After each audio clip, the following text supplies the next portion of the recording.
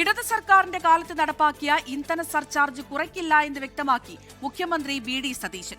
പ്രതിപക്ഷത്തിരുന്നപ്പോൾ ശക്തമായി എതിർത്തിരുന്ന അധിക നികുതി വരുമാനം വേണ്ടെന്ന് വെക്കുമോ എന്ന പ്രതിപക്ഷത്തിന്റെ ചോദ്യത്തിനാണ് മുഖ്യമന്ത്രിയുടെ മറുപടി.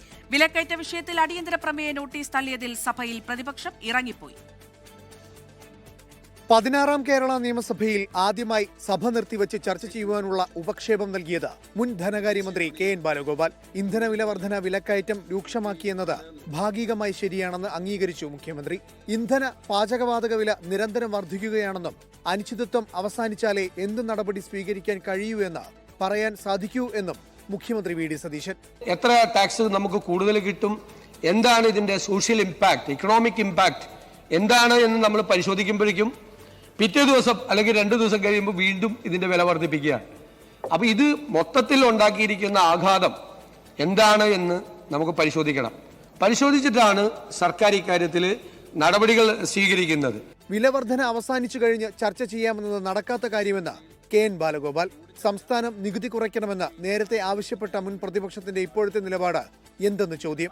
പെട്രോളിന്റെ വില വർദ്ധിച്ചപ്പോൾ അതിന്റെ ടാക്സ് കുറയ്ക്കണം, സംസ്ഥാനത്തിന്റെ ടാക്സ് ഇളച്ചു കൊടുക്കണം എന്നുള്ള ആവശ്യം പറഞ്ഞുകൊണ്ടാണ്. സാർ, അദ്ദേഹം അത് പറഞ്ഞൊരാളെന്ന നിലയിൽ ഇപ്പോൾ മുഖ്യമന്ത്രി ആയിരിക്കുമ്പോൾ വർദ്ധിച്ച അധിക നികുതി സംസ്ഥാനത്തിന് കിട്ടുന്നത് ഇളച്ചു കൊടുക്കുന്നത് ജനങ്ങളോടുള്ള മര്യാദയാണ് എന്ന് പറഞ്ഞത് സമരം ചെയ്താൽ മുഖ്യമന്ത്രി അത് സംബന്ധിച്ചുള്ള നിലപാട് പറയണ്ടേ? നികുതി ഒഴിവാക്കിയാൽ നിങ്ങൾ വരുത്തിവെച്ച കടം തീർക്കണ്ടേ എന്ന മുഖ്യമന്ത്രി വി.ഡി. സതീശന്റെ മറുപടി. വിസ്മയകരമായ ധവളപത്രം സഭയിൽ വയ്ക്കുമെന്ന് മുഖ്യമന്ത്രി. വിലവർദ്ധനവ് തടയാൻ, ഈ നാണ്യപ്പെരുപ്പം കുറച്ച് വിലവർദ്ധനവ് തടയാനുള്ള നടപടികൾ സ്വീകരിക്കുക എന്നതാണ് സർക്കാരിന്റെ ഫസ്റ്റ് പ്രയോറിറ്റി.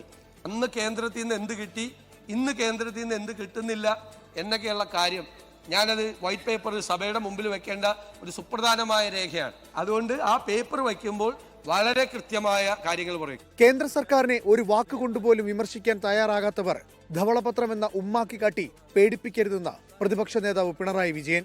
അന്ന് പ്രതിപക്ഷ നേതാവായിരിക്കുമ്പോൾ പറഞ്ഞ കാര്യങ്ങൾ അത് പാലിക്കാൻ ഇപ്പം തയ്യാറുണ്ടോ? അതാണ് വരുന്ന പ്രശ്നം. അതിനാണ് അദ്ദേഹം വിശദീകരണം യഥാർത്ഥം നൽകേണ്ടിയിരുന്നത്. ധവളപത്രം വരുന്നുണ്ടെന്ന് പറഞ്ഞു, അത് വരുമ്പോൾ നമുക്ക് കാണാം. അതിനെക്കുറിച്ച് എന്താണോ പറയാനുള്ളത് ആ ഘട്ടത്തിൽ ഞങ്ങൾ പറഞ്ഞോളാം. ആ ധവളപത്രം എന്ന ഉമ്മാക്കി കാണിച്ച് ഞങ്ങളുടെ വായടപ്പിക്കാൻ ശ്രമിക്കരുത് എന്നാണ് മുഖ്യമന്ത്രിയോട് പറയാനുള്ളത്. സർ, അടിയന്തര പ്രമേയ ചർച്ചയ്ക്ക് അനുമതി നിഷേധിച്ചതോടെ പ്രതിപക്ഷം സഭയിൽ നിന്നും ഇറങ്ങിപ്പോയി. 24 തിരുവനന്തപുരം.